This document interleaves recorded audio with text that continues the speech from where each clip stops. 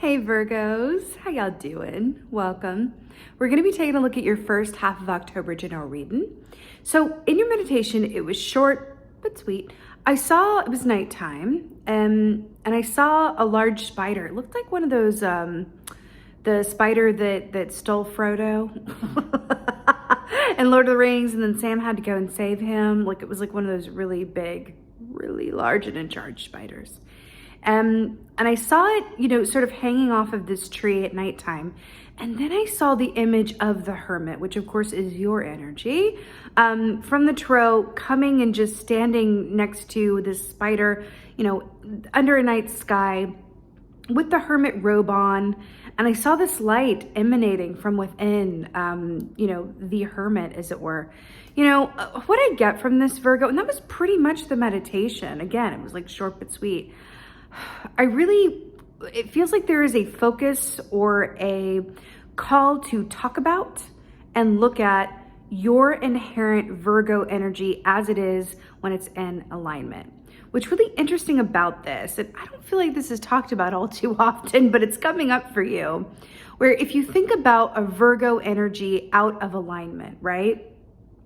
And it's a lot of cliche inherent in this, but just go with me on it, right? Sometimes cliches can be very revealing. So Virgos, out of alignment are what? What do people say? It's like they're perfectionists. It's if you want something done right, do it yourself. It's like, oh, I want to help you, but I'm going to help you do it better.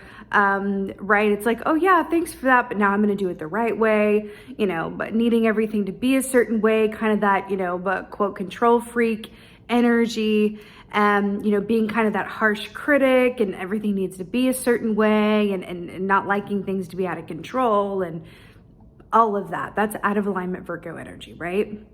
Okay. Let's talk about in alignment Virgo energy though, because that's what I'm getting for you with this meditation.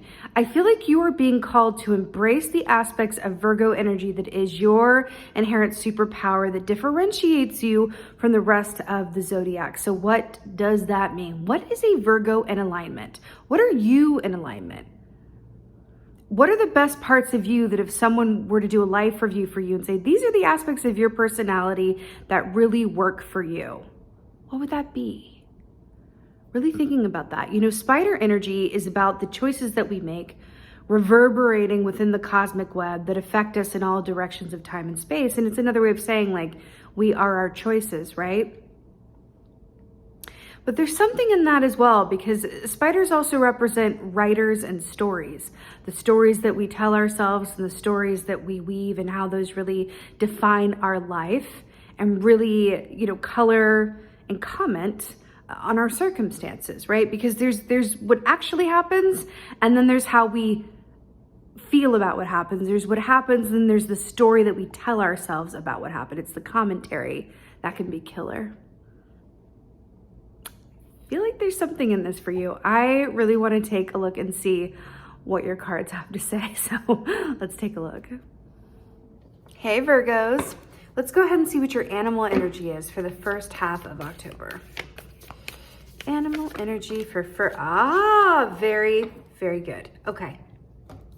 So we have the whale energy here. So it's funny, because the first thought that comes to mind when I pull this energy for you is a certain sense of discomfort. Let's get into that though. Let's get into that. So whale energy, obviously, water energy. This is all about the heart chakra. This most closely equates to the Queen of Cups in the tarot, which is a queen or an aspect of the Empress that deeply feels all of her feels. Just deep in her feelings, right? Just to the point, this represents empaths, so people who feel other people's emotions as their own. This is really all about being very connected to the emotions that exist inside of you, not running from them, not turning away from them, embracing them as perfect. And a perfect aspect of the human experience is to feel things deeply and the capacity of the heart, right? But I feel a feeling of I'm getting discomfort around this in a way. It's interesting. Let's talk about this. Have you ever found that feelings can get in the way well, and I say get in the way, like in quotes, but they can feel like they get in the way of things that need to be done. Like I have certain work to do. How I'm feeling about this thing that happened, with this person or over here is really affecting my ability to do this task. It can feel, and I completely, trust me, I relate to this. I'm an Aquarius. Virgos in my experience are basically just more grounded Aquarians. Like there's a lot of similarities between the two signs. So I understand that, but there's this sense of like, your feelings, if we do not take the time to feel them, to give them time and attention and do space, then they will end up rearing their head in some other time and space that feels highly inconvenient, right? Have you ever thought about, like, if you've ever like started crying or you ever seen someone else crying in a seemingly unexpected or inappropriate place? Right? It's like, oh, I don't know why I'm crying. I don't know why I'm crying. It's just coming out. I love it when people say that. I don't know why I'm crying. And it's like, well, because you feeling things that you probably have put on hold or reserve or put in the watch later category, right? And it's been sitting there for a while. So now it's going to come feel you. And it's funny, but I get this sense of like, when we don't feel our feelings, they will end up feeling us. And in a time and place that is probably not desirable, right? It's interesting. I do feel like your feelings are either catching up with you or going to be very pronounced during this time. Feelings are there to inform us, right? Well, not just to inform us, but I feel like saying that to you, like coming from this Hermit Virgo energy, right? I feel like if we can contextualize it, it's a very air sign thing to say. If we can contextualize it through the lens of our feelings there to inform us, I feel like it takes some of the, weight off of the resistance of really taking a look at that, right? Oh, Ace of Cups, speaking of feelings. Okay. So we got the Four of Pentacles here. So this is really brilliant. First of all, it's Earth sign representing your Earth sign selves. Four of Pentacles, though, is about, which is really interesting that I was feeling the Virgo energy as it is in your meditation. Because Four of Pentacles is about staying in place and not moving forward and not moving backward. It's being in a sort of stasis, right? Now, there's an aspect of this that says assured material gain, right? There's a certain aspect of this is you're on the correct path, but it's just a time to be at the way station for a little bit, right? Because there's timing at play that you can't necessarily influence one way or the other. So just, try to enjoy where you are, right? Because there's a time to be still and a time to move. And this is a time to I would say inner movement and stillness, like hurry up and wait, stay ready so you ain't got to get ready. It's that sort of energy. It's not like Four of Swords where it's like, I'm going to completely power down. It's like you are ready, like when it's your number, right? But it's interesting here because we also have, these, I don't know if you can see that, they're like beetles here, which speak of regeneration and being aware of your resources as well. But it's interesting that we're looking at the Hermit energy or feeling the Hermit energy, which is all about stepping outside of the, your everyday tasks and going into a sort of solitude, right? And a sort of alone state of being so that you can gain perspective and ask the questions that need to be asked so that insight can be gained, so that clarity can happen, so that you can recalibrate internally, right?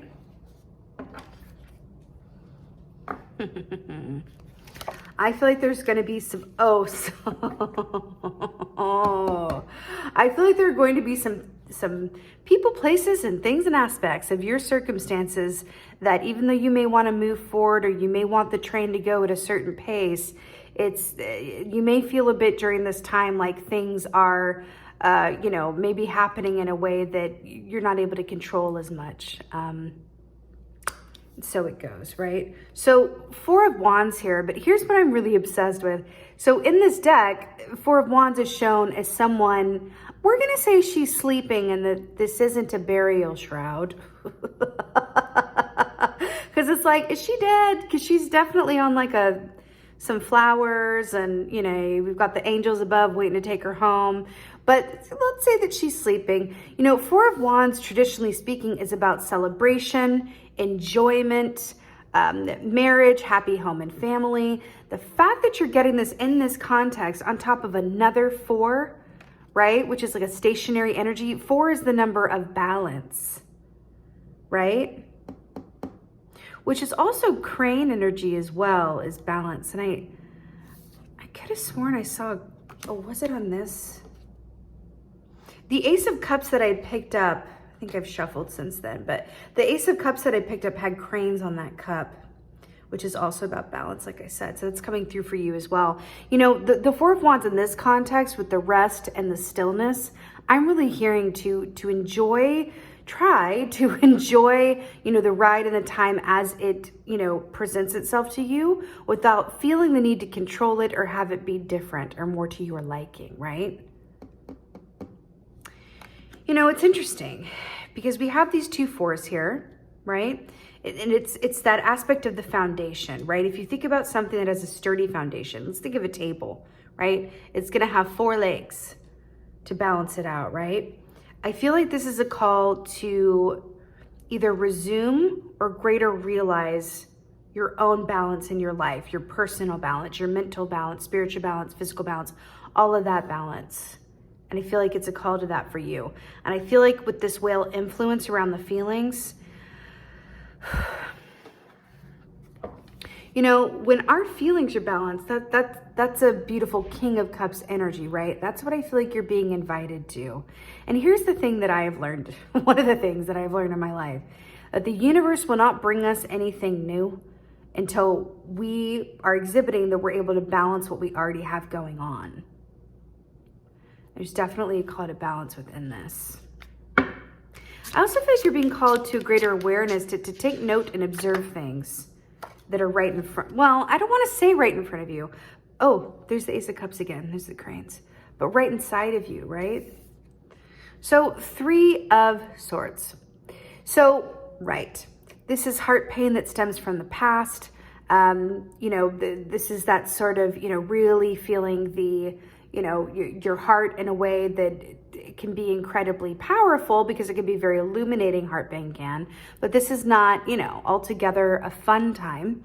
You know, it's interesting because in this deck, within this story, this is the one where someone gets, you know, buried under the floorboards, and then, you know, the guilty party can hear the heartbeat even though the body's dead, and the guilt drives them to, you know, bring it up from the floorboards. And so, but it's interesting because we're talking about foundations, right? And then we're looking at this floor that's been broken apart and the heart pulled to the surface. Fascinating, no?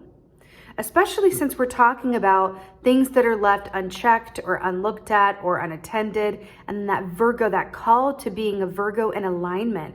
A Virgo in alignment, when we think about the Hermit key, right? The Hermit willingly, without being made to, willingly separates themselves from the everyday life in society and goes away and chooses isolation in order to excavate, right, the truth and the illumination and the feelings that lie within. They willingly go do the inner work, right? And it's interesting that we talked about the heart chakra with the whale, and then we have the heart here, which is being pierced through with the wood, right?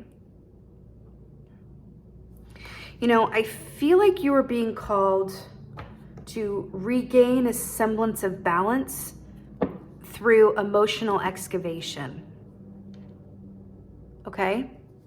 I do feel like I just felt someone go like, okay, that's great. How would I do that, right? I would say follow your feelings. Anything that elicits discomfort within you, don't look away from. That is the most surefire way I can think to tell you to do that. It's like, oh, I feel uncomfortable at that thought. Oh, that's a feeling I don't want to feel. Observe the ways in which you numb yourself from feeling the full extent of your feelings, right? So we numb ourselves as a human being. We numb ourselves loads of ways, right? There's there's smoking, there's drinking, there's eating, there's, you know, sex, there's like, I don't know, binge watching TV. There's anything that we do that is able to get us out of our mind and bodies and distract us or numb us out or give us that like relief. Those are the ways in which, and in moderation, that's brilliant. That those are some of the, most enjoyable parts of life in there, right? Like, give me a reality TV binge moment. I'm here for it.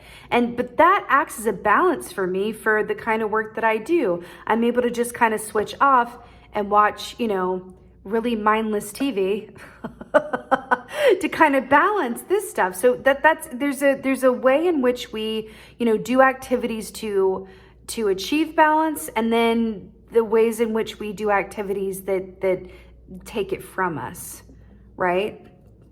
So I do feel like you're being called to look at that. Let's get some advice. But anything uncomfortable, anything that elicits discomfort, that is really good information for you. Your advice is the Three of Wands. I'm so here for this. So Three of Wands is about the actions, right, that we do take, but this is really about movement forward. So what's really interesting here, the Two of Wands, which is behind him here, the Two of Wands is called the foundation key, right? It's the foundation that we set, right? So that when the Three of Wands comes around, we're ready, because Three of Wands is about help coming in, benefactors finding you, people wanting to be a part of your team. Your foundation is strong, and then someone, the universe, opportunity comes in and goes, you know what? I like what you're doing. Two, right? It's an aspect of that balance. I like what you're doing. Let me come in and add to that. Let me come in and help. Let me come in and help you grow from here. I want to be a part of that, right? So the fact that this is your advice, and we're looking at the Two Wands behind you, and then the one that you're holding ahead, and then we have these like ships off in the distance. I feel like there are aspects of the way that you go about doing things that could use a loving edit, and really connecting with, because look at this water here in the whale, really connecting to what exists within your heart space. Because here, it's a cliche for a reason. The heart does not lie. And I feel like whatever is out of accordance with how you're feeling or your given circumstances, whether it's your job, how you're sleeping, your relationships, whatever, your mental state, anxiety, whatever it is, the answer is in the heart space. I don't know what's going on. I don't know why I'm crying. I don't know why I feel so ABC, XYZ. Really turning to the heart space, really being that Virgo in alignment and going, hello, heart. Like, what's going on? Illuminate me. Talk to me. I'm not going to look away. I'm not going to numb you out. I'm giving you this time. And again, that's going to look different for different people, right? But even setting that intention and just going, okay, I'm going to connect with my heart and take some time to be the hermit. I feel like the homework for you during this time is to really consider your own home energy of the hermit and the ways in which you can use that to your advantage to get to where you would like to be and feel the richness of your heart in a way that is, well, I want to say deliberate and unencumbered, right? Heart excavation feels really, really important. That is going to help you move forward from where you are onto bigger, better things. I want to say clearer waters, because we have some darkness around the whale here, and then these waters are all clear, right? Let's go ahead and get an oracle. Let's get an oracle. Oracle for Virgo. Oh my Lord. The Ringmaster of Scrutiny. First of all, this is number 9, which is what? The Hermit key is the number 9th in the major arcana. So here for that. Discernment, clear vision, details. Hello. Tell me that he doesn't look like the Hermit from the Hermit key as well. Discernment, clear vision, details. We're talking about being in full alignment within the Hermit energy, and then we have this here. So this is really about, look at this mouse energy here as well, being able to see things clearly. But this is that aspect of Virgo energy that says, that shadow aspect of needing everything to be perfect, or your power within that as well is the fact that you are able to have a grasp on the details of things that other people maybe can't in the same way. You were able to see potentials, right? That others can't, because that is the power of your Virgo energy in alignment. But why are you able to do that? And when are you best able to do that? It's when you take time to do that internal excavation that allows you to turn around with clear vision and then rule the world, right? This really feels like a dance between your, a hermit in shadow and a hermit in, light and aspect. I feel like you're being called to really assume the hermit position in some way, shape, or form, which represents going into the darkness. The hermit holds a lantern, right? The hermit holds a lantern within which is the star from the star key, which is Aquarius energy, actually. We're talking about that at the top. But it does require of going into the darkness, right? There's a line, I kind of want to roll my eyes that it's coming to me right now, but I don't know if you've seen the new Rings of Power on Amazon, the, Lord of the Rings, show. I could talk all day about issues I have with that, but there was a line in the last episode that it was very clear they wanted us to think was a great line, and I do remember it, so there's something to it.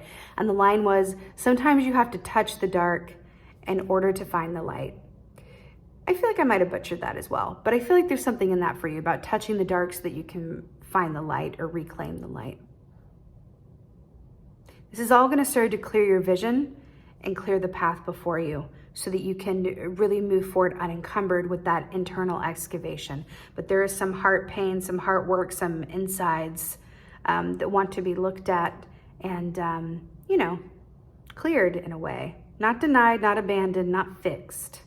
But sometimes just recognizing something and not turning away from it or numbing it out can be all that you really need to do. It's just acknowledgement, right? But this is really beautiful. This is really beautiful, Virgo. What's on the other side of this, I'm very excited to see. So, with that being said, I am wishing you a most blessed first half of October. I so hope this helps and resonates. If so, please do let me know in the comments below. I love reading your comments so very much. Please like, share, and subscribe. I would so appreciate that. And with that being said, just thank you. Thank you so much for being here. And most of all, and as always, thank you for being you. And be well. Until next time.